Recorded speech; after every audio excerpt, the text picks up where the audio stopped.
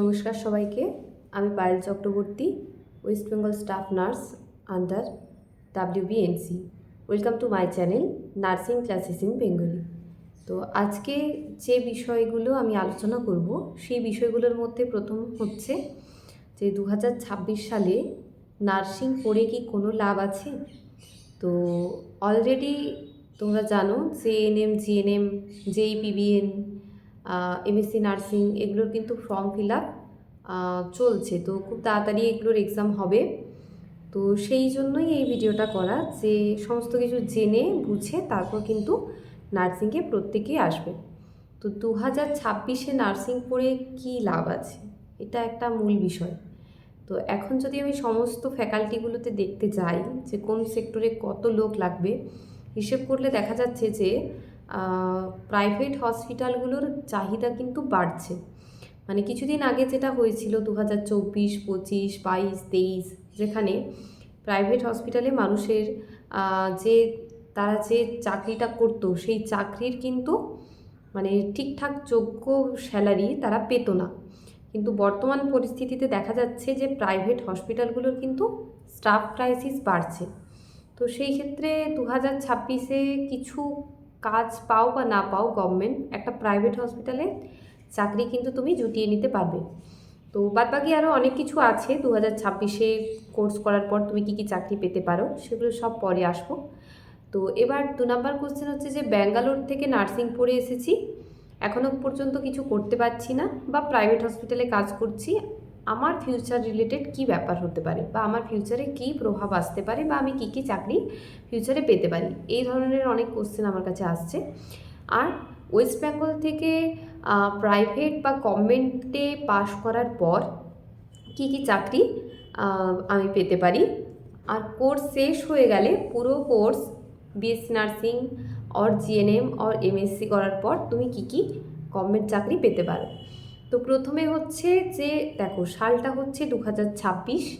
তো সেই ক্ষেত্রে অনেক কিছু পরিবর্তন হয়েছে, নতুন নতুন অনেক কিছু জিনিস অ্যাড হয়েছে এবং হয়তো 2026-এর পর 2027-এ রিক্রুটমেন্ট হলে আরও অনেক কিছু নতুন জিনিস অ্যাড হতে পারে, যেগুলো আমাদের ধারণার বাইরে।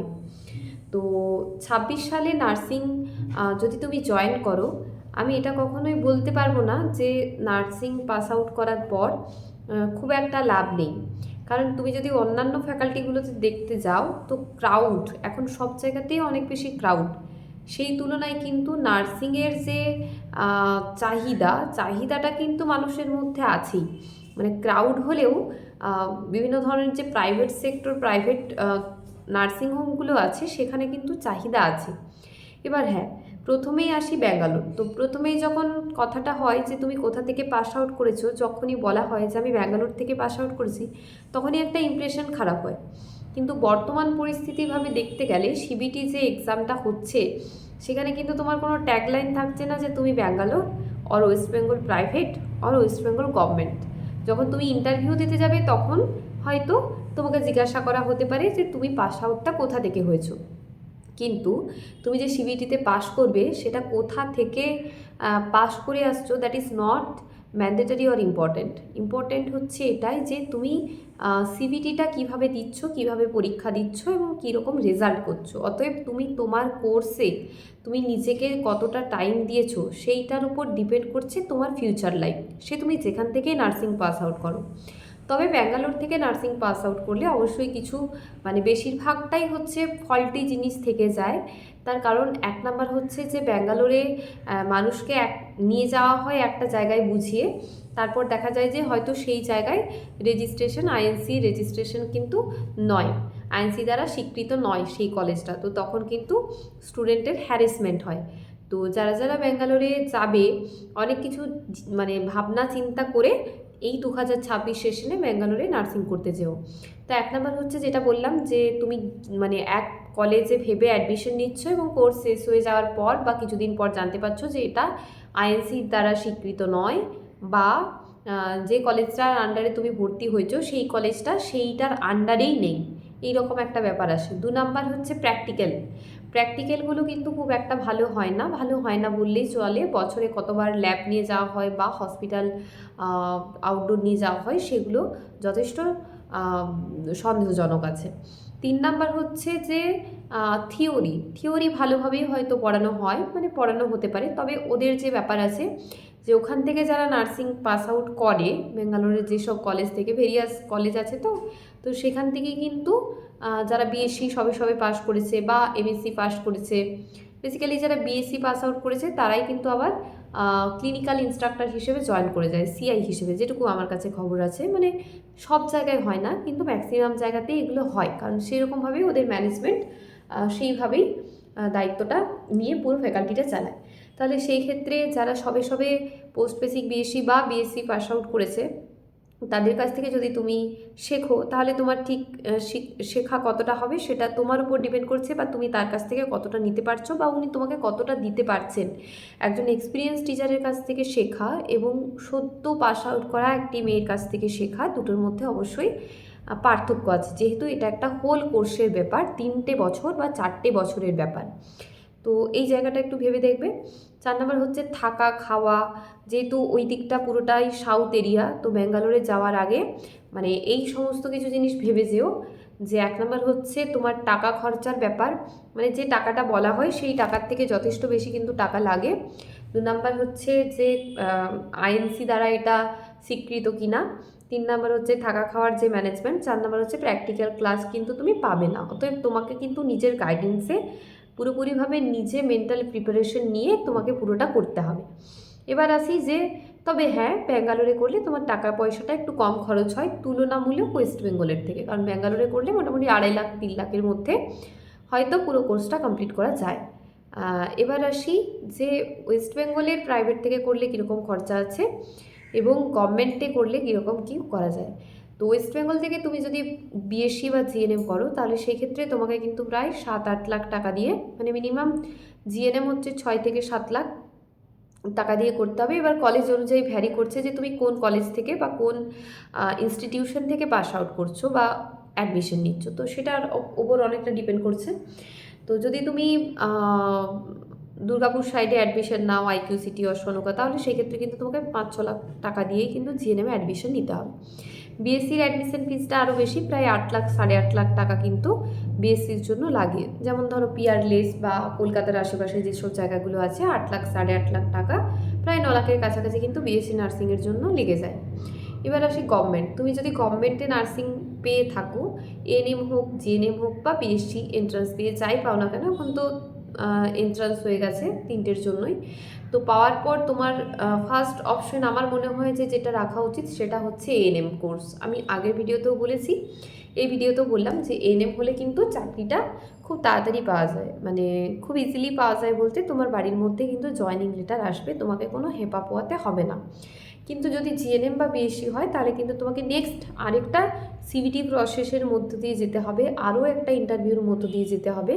সিবিটি পাস করার পরেও কিন্তু শেষ কথা নয়, ইন্টারভিউটাই হলো শেষ কথা। তাই দুটো প্রসেসের মধ্য দিয়ে গিয়ে তোমাকে কিন্তু পুরোটা হ্যান্ডেল করে একটা চাকরি পেতে হবে, অতএব সেগুলো অনেক জটিল প্রসেস আছে।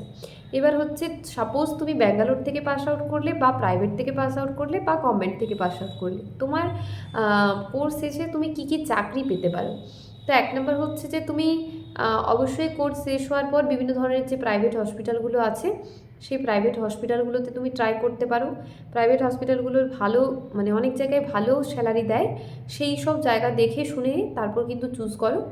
বিশেষ করে যারা বিএসসি আছে এবং জিএনএম আছে ওয়েস্ট বেঙ্গল থেকে পাস আউট, সে প্রাইভেট হোক বা গভর্নমেন্ট হোক, তাদেরকে কিন্তু একটু ভালো স্যালারি দিয়েই এখন নিচ্ছে। তো অনেক জায়গাতেই ভ্যাকেন্সি আছে, যোগাযোগ করতে পারো। আর যারা নিউ, মানে ব্যাঙ্গালোর থেকে বার হচ্ছ, তাদের জন্য একটুখানি কষ্টকর, কারণ তাদের রেজিস্ট্রেশনটা পেতে একটু সময় লাগবে, তারপর কিন্তু তারা ফ্রিলি কাজ করতে পারবে। তো 2026-এ শেষের দিকে বা 27-এর প্রথম দিকে আরও কিন্তু বেশ কিছু সিএইচও রিক্রুটমেন্ট হতে পারে। তার সাথে হচ্ছে এনইউএইচএমের পোস্টগুলো 2027-এ কিন্তু বার হবে। তার সাথে সাথে হচ্ছে ভেরিয়াস টাইপের, যেমন ধরো কেএমসি এখন হচ্ছে, আবার 2027-এ হতে পারে। তার সাথে সাথে আরও কিছু কিছু এনজিওর কাজও কিন্তু পাওয়া যায়, কিছু পলিক্লিনিক আছে, ভেরিয়াস টাইপের গভর্নমেন্টের সেক্টরে কিন্তু কাজ আছে। সেগুলো তোমাকে খুঁজে নিতে হবে, দেখতে হবে, রেগুলার সার্চিংয়ে থাকতে হবে। তাছাড়াও সিআই হিসেবে তুমি জয়েন করতে পারো, ক্লিনিক্যাল ইনস্ট্রাক্টর হিসেবে as a BSc. BSc nursing যারা পাস আউট করেছো ক্লিনিক্যাল ইনস্ট্রাক্টর হিসেবে জয়েন করে ওখান থেকে পড়াশুনো করে তুমি চাকরি পেতে পারো। আর যারা একদম ফ্রেশার্স আছো জিএনএম, তাদের জন্য তো অবশ্যই আরআরবি তোমরা ট্রাই করতে পারো। তার সাথে ডাব্লিউবি, এইচআরবি, সিবিটি নার্সিংটার জন্য তোমরা চেষ্টা করতে পারো। সিএচওর জন্য তোমরা চেষ্টা করতে পারো। এনইউএইচ আরবান রুরালের জন্য চেষ্টা করতে পারো। এগুলো মোটামুটি কিন্তু চাকরির যেগুলো আছে কেএমসির জন্য ট্রাই করতে পারো। হ্যাঁ, আর যেগুলো এক্সপিরিয়েন্স বেসড সেগুলো তো সবাই জানো, এসিক, নরসেট, এগুলোর জন্য কিন্তু ভালোভাবে আরও প্রিপারেশন নিয়ে পড়তে হবে। তো 2026-এ যে নার্সিং পড়ে কোনো লাভ নেই এই কথাটা আমি বলবো না, কারণ নার্সিং পড়ে অবশ্যই লাভ আছে। তো সেই পড়াটা তুমি কেমনভাবে এফোর্ট দিয়ে পড়ছো, সেই এফোর্টটা তুমি কতটা দিচ্ছ সেটা হচ্ছে ব্যাপার। কারণ এখন 2021-এ পাস আউট বা 22-এ পাস আউট করা একটি মেয়ে, তার কাছেও এখন কিন্তু সেই জায়গাটা হয়তো যে চাকরি পায়নি তার কাছেও যে জায়গাটায় আছে, 2026-এ পাস আউট করা একটা মেয়ের কাছেও কিন্তু সে একই রকম জায়গার মধ্যে থাকবে। তার থেকেও বড় কথা হচ্ছে যারা রিসেন্ট পাস আউট করা মেয়ে তাদের কাছে অপরচুনিটি খুব বেশি সিবিটি ক্র্যাক করার জন্য। যারা 6 বছর, 7 বছর, 5 বছর ধরে বসে আছে তাদের কাছে কিন্তু অনেকটাই কষ্টকর। তো নার্সিং পড়ে অবশ্যই লাভ আছে, কিন্তু পড়াশুনোর মতো করতে হবে, না হলে কিন্তু অবশ্যই চাকরি পাওয়া থেকে মানে চাকরিটা পাবে না। তো সেই ক্ষেত্রে অনেক কিছুই চাকরি আছে, প্রাইভেট আছে, গভর্নমেন্ট আছে। অবশ্যই নার্সিং কোর্স কমপ্লিট করে ভেরিয়াস টাইপের জব তোমরা পেতে পারো, কিন্তু খুব বুদ্ধি খাটিয়ে, এবং কোন কোর্সটা করছো সেটার উপর অনেকটা ডিপেন্ড করছে তোমার ফিউচার। তো সেই ভেবে তোমরা ডিসিশন নিও। তবে হ্যাঁ, ব্যাঙ্গালোরে যাওয়ার আগে অবশ্যই 2-3 বার ভেবে তারপর ব্যাঙ্গালোরে যেও। ওয়েস্ট বেঙ্গল প্রাইভেট থেকে তোমরা চাইলে কিন্তু নার্সিং করতে পারো। যদি কেউ এন্ট্রান্সে না পাও তাহলে প্রাইভেট থেকে করতে পারো, অবশ্যই যাদের ইকোনমিক্যাল সাপোর্ট আছে। তো যাই হোক, আজকের ভিডিওটা এই পর্যন্তই রইল। দেখা হচ্ছে নেক্সট ভিডিওতে। সবাইকে ধন্যবাদ।